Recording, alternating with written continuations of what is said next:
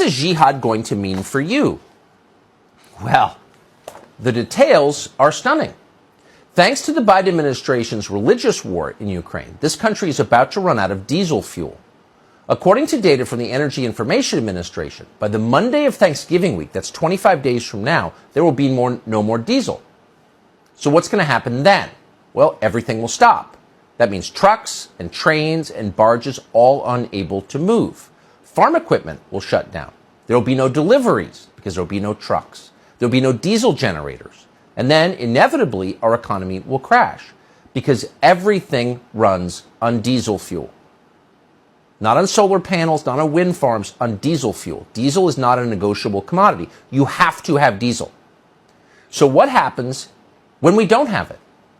Well, yesterday, Fox's Jackie Heinrich, apparently alone in the White House press corps, asked the White House spokesman John Kirby that very question. What's the plan here? We're running out of diesel. John Kirby, standing at the podium representing the White House, the President of the United States, the administration, the largest organization in human history, the executive branch of government, had no answer. But don't worry, he said.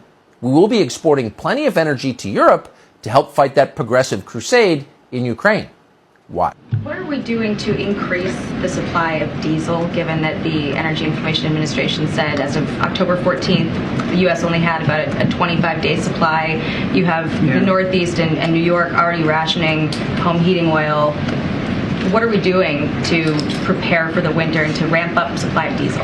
I'll take the question on the diesel because I just don't have the data on that in front of me. So let me take that and we'll get back to you on that. But writ large, the president has been working very, very hard to make sure that that not only are we ready for fluctuations that could come, and of course the prices are going down, and we think that's important, but that we are also doing what we can to help our European friends and partners who are also going to be facing a long, cold winter. We have doubled our commitment. The commitment he made in March for natural gas exports to Europe, we've doubled that commitment in terms of actual, getting things over there, getting natural gas over there.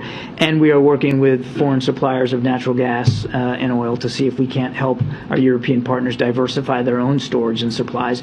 So just pause and savor the irony here just for a moment, because now everything is irony. They've been telling you for decades, since Al Gore left the White House, that the single greatest threat to the world was warming, and because of their efforts to fight warming, you are in danger of freezing. And unlike warming, freezing actually kills people, a lot of people every year. And it will kill people in the West this year thanks to their efforts to fight warming. Okay.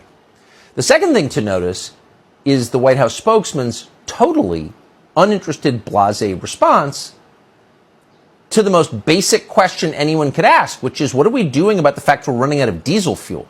And he has no idea, and he's not embarrassed that he has no idea.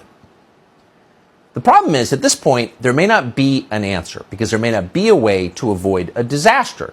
Diesel fuel is not just low in this country, it's low in every Western nation that has aligned itself with Ukraine. All these nations preparing for World War Trans are running out of diesel fuel. As New York Magazine has reported, the last time there was this little supply of diesel, there were about 3.5 billion fewer people on the planet. Well, that puts it in perspective.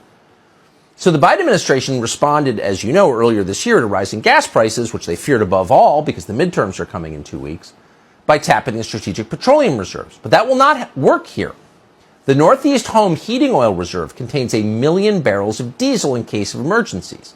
The problem is that demand is so high across the board that, according to the Washington Post, even if the Biden administration used every single barrel in that stockpile would be empty in less than 6 hours.